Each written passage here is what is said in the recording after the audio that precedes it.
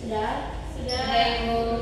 Nah, kalau lingkungan belajar kalian sudah bersih seperti ini, bisa mendukung kalian untuk mengikuti pelajaran dengan baik. Yang hadir saat ini Ibu mau tanya dulu, betul-betul semuanya hadir? Hadir, Ibu. Kabarnya bagaimana yang hadir?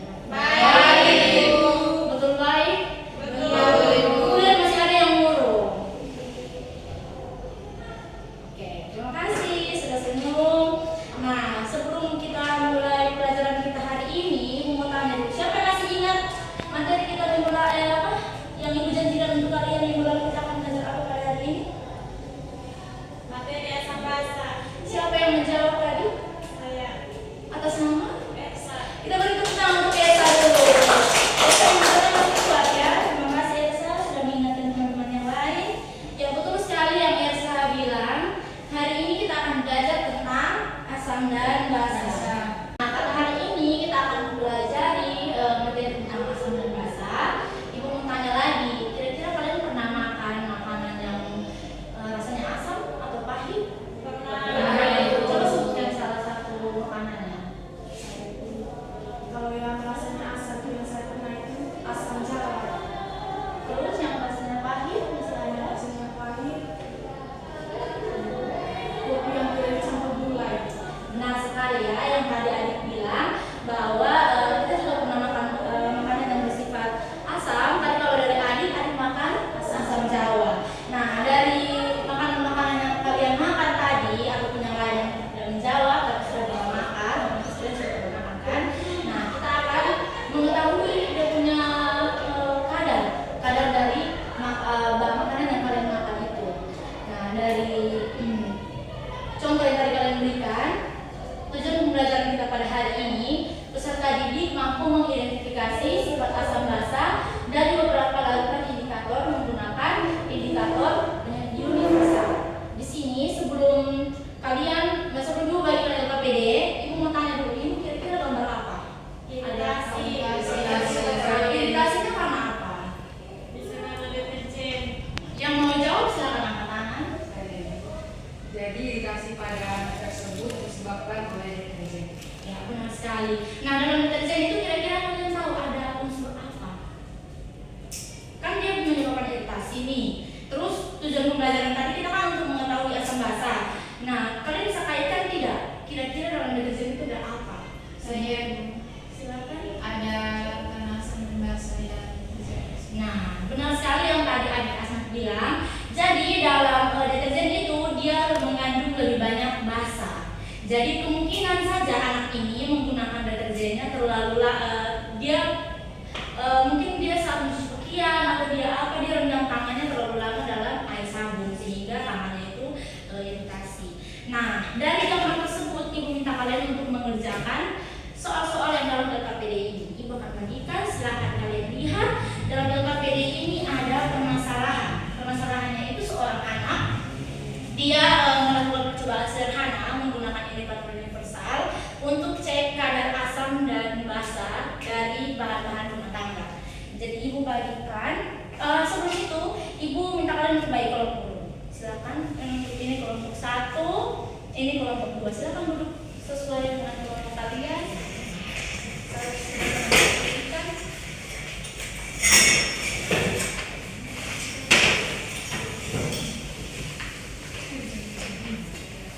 Nah, ini LKPD-nya Ibu sudah berikan ke kelompok kalian masing-masing. Silakan buka dan kalian diskusikan, kemudian menjawab pertanyaan yang ada di lembar berikutnya. Ibu kasih kalian waktu untuk diskusi sebanyak 5 menit.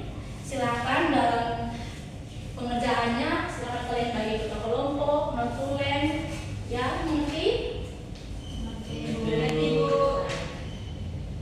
Ibu akan menilai perkembangan kalian, kerja sama kalian. Jadi tolong saling kerja sama ya.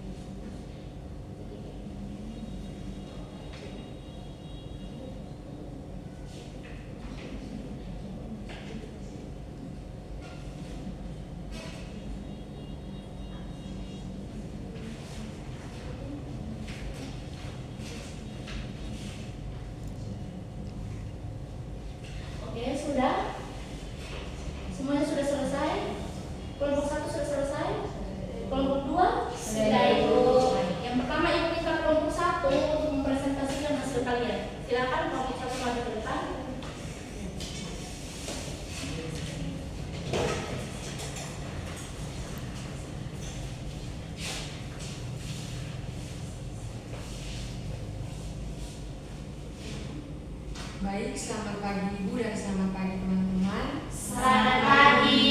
Terima kasih atas waktu dan kesempatan yang telah diberikan kepada kelompok kami. Dari sini kami akan mempresentasikan hasil diskusi kami. Jadi berdasarkan analisis percobaan ini dapat kami simpulkan bahwa pada bahan air jeruk kadarnya bersifat asam dengan pH-nya 1, kemudian pada bahan air sabun kadarnya basa dan pH-nya 14, kemudian pada soda kue kadarnya bersifat basa dan pH-nya 7, dan pada bahan cuka kadarnya bersifat asam dengan pH-nya 3.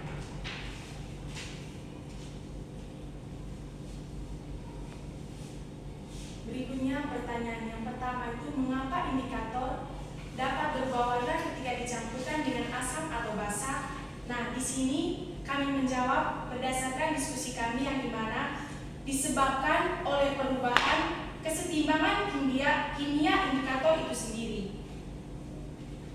yang dipicu oleh konsentrasi ion hidrogen atau H positif atau ion hidroksida atau OH minus dalam larutan.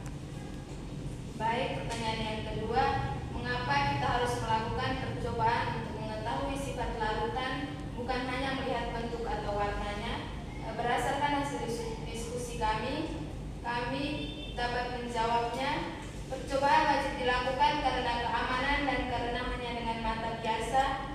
Karena dengan mata biasa saja kita tidak dapat membedakan zat berbahaya dari air biasa, dan warna tidak selalu menjadi petunjuk sifat kimia. Baik, pertanyaan yang ketiga yaitu apa perbedaan paling jelas antara larutan asam dan basa dari hasil percobaan? Jawabannya yaitu perubahan warna pada indikator adalah bukti visual langsung dari dominasi ion H+ atau asam atau amin yaitu basa di dalam larutan tersebut. Baik, itu saja kelompok 1 jawabannya. Baik, kita beri aplaus untuk kelompok 1. Terima kasih Bu. Untuk kelompok 2 silakan mengikuti.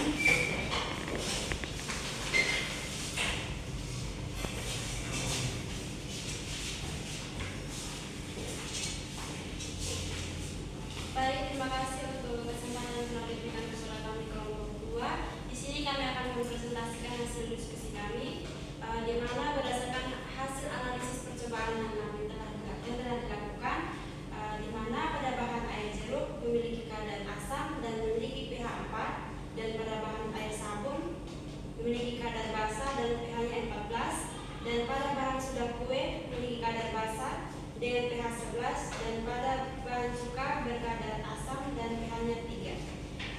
Selanjutnya kami akan menjawab beberapa pertanyaan yang telah disediakan oleh Ibu dalam NKPD ini dengan pilih pertanyaan yang pertama, mengapa indikator atau indikator universal dapat berubah warna ketika campuran dengan asam atau basa? Berdasarkan diskusi kelompok kami, menurut kami itu disebabkan oleh perubahan struktur molekul indikator ketika berinteraksi dengan ion H+ atau ion OH-. Baik, untuk yang pertanyaan kedua, menurutmu mengapa kita harus melakukan percobaan untuk mengetahui sifat larutan bukan hanya melihat bentuk atau warnanya? Jadi jawaban dari kelompok kami yaitu karena bentuk dan warna larutan tidak memberikan informasi kimia yang akurat atau cukup. Pertanyaan yang ketiga, apa perbedaan paling jelas antara larutan asam dan basa dari hasil percobaan? Berdasarkan diskusi kami, perbedaan yang paling jelas dapat diamati melalui indikator asam basa universal yang berbeda warnanya. Sudah, untuk kelompok 2 sudah selesai. Kita beri aplaus untuk kelompok 2. Jadi benar ya, dari hasil yang disampaikan oleh kelompok 1 dan kelompok 2 itu untuk larutan cuka dan air jeruk itu bersifat asam, dan untuk air soda juga dengan air sabun itu bersifat basa. Karena pH dari air sabun ini cukup tinggi sehingga mengapa hal tersebut ini bisa terjadi? Di sini bisa teridentifikasi karena kadar basanya lebih tinggi. Ya. Nah, dari analisis yang sudah kalian lakukan, Ibu akan hubungkan dengan teori asam basa. Sebelum itu Ibu mau tanya dulu, teori asam basa berapa? 3. Dari siapa-siapa saja? Arrhenius, Bronsted Lowry, dan Lewis. Untuk kelompok 2 kita beri aplaus. Kelompok 1 silakan ulang. Ada berapa teori? 3. Dari siapa saja? Yang pertama teori dari Arrhenius, yang kedua teori Lewis, dan yang ketiga teori Bronsted-Lowry. Ya, jadi Ibu perbaiki sedikit. Teori yang kedua itu dari Bronsted-Lowry.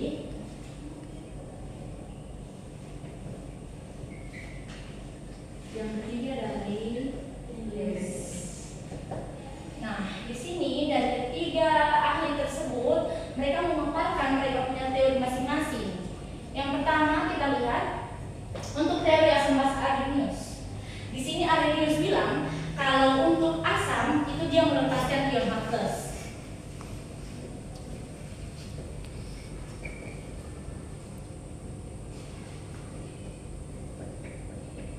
Kemudian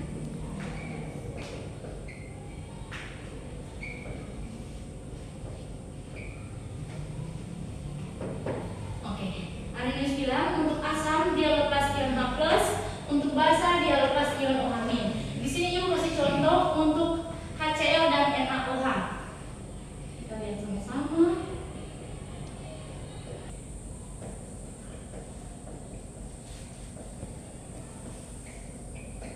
Nah, untuk HCl di sini adik-adik lihat yang HCl itu yang melepaskan ion H+. yang mana? Yang mana yang produk, yang mana yang reaktan? Yang produk itu Baik, berarti sini yang melepaskan ion H+ ada di? Jangan ragu-ragu, di mana? Baik. Ini ya, dia lepas ion H+. Kemudian yang di NaOH juga sama ya? Iya. Berarti dia lepas OH-. Berarti benar adanya bahwa teori yang dikemukakan oleh Arrhenius itu lepas ion H+ dan untuk basa dia lepas ion OH. Kemudian yang kedua, kita lihat teori asam basa Bronsted-Lowry. Bronsted-Lowry bilang asam itu dia mendonorkan proton. Ya, proton dalam arti sini dia memberikan H+, kemudian basa dia akseptor proton, dalam hal ini dia menerima H+. Nah, itu kasih contoh di situ ada NH3 bereaksi dengan H2O menghasilkan NH4+. Nah,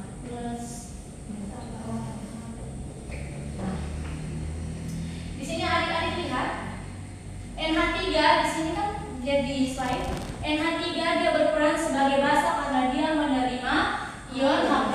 Di sini yang bertambah H+-nya di bagian mana? Di Produk. Ya, di produk ada NH4. Dia hanya awalnya 3 karena dia menerima H+, maka dia berubah menjadi NH4. Kemudian H2O dia berperan sebagai asam karena dia memberi H+. Di sini H2O dia memberi satu H+-nya untuk NH. Jadi benar adanya bahwa teori Bronsted-Lowry itu dia yang asam dia memberi H+ dan yang basa dia menerima H+. Nah, dalam teori Bronsted-Lowry juga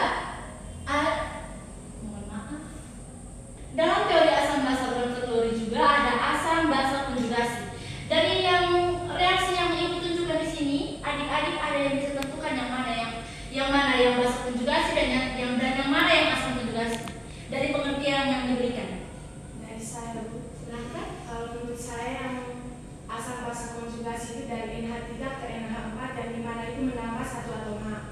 Sementara basa asam konjugasi itu dari H2O ke OH yang di mana melepas satu atom H. Oke, berarti di sini NH3 dia bertindak sebagai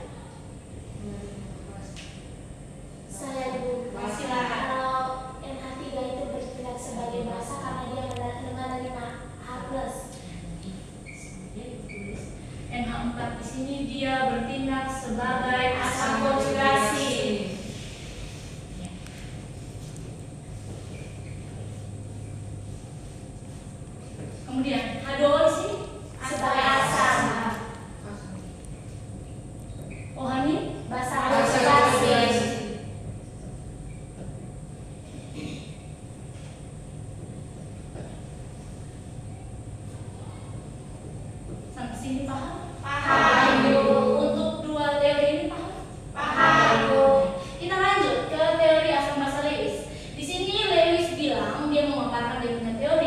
bilang bahwa asam itu penerima pasangan elektron dan basa itu sebagai pemberi pasangan elektron. Contohnya seperti yang Ibu sudah tampilkan.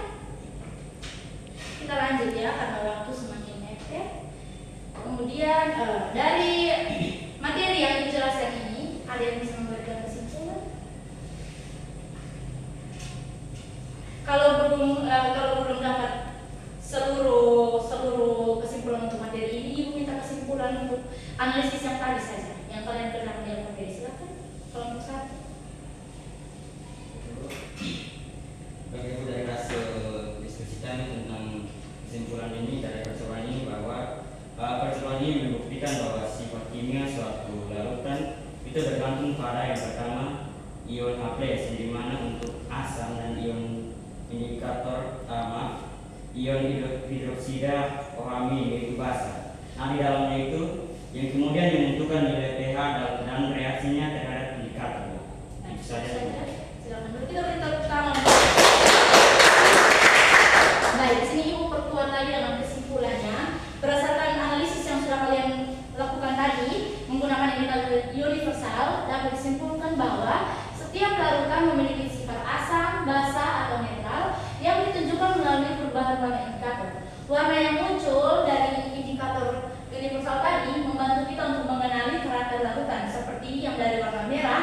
Kalau dia berubah menjadi warnanya kalau dari merah menuju kuning, itu dia menunjukkan sifat asam. Kalau warna hijau itu menunjukkan sifat netral, dan warna biru ke ungu itu menunjukkan sifat basa. Nah, pada analisis percobaan yang sudah kalian lakukan tadi membuktikan bahwa indikator universal merupakan alat yang mudah dan praktis untuk mengetahui sifat suatu larutan hanya dengan mengamati perubahan warnanya. Nah, jadi materi kita pada hari ini sampai di sini saja. Oh iya, satu pertanyaan lagi. Ada yang tahu? Karena tadi kita sudah simpulkan nih, kita sudah tahu materinya apa, kemudian kalian sudah analisis lewat LKPD yang diberikan. Ada yang tahu peran indikator universal itu apa? Kalau belum tahu sudah. Ya, Belum tahu? Baik. Jadi peran indikator universal di sini sebagai penerjemah. Dia sebagai penerjemah sifat asam atau basa dari larutan yang tadi siswa tersebut buat dalam LKPD. Sudah mengerti? Sudah. Nah, kita sudah sampai di penghujung materi kita.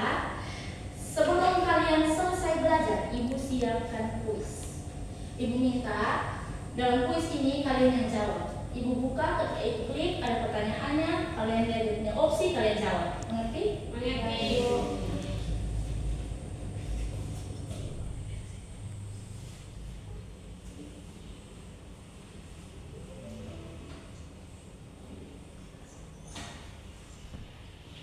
Saya silakan Mas Nat. Asam. Kita beri pertama.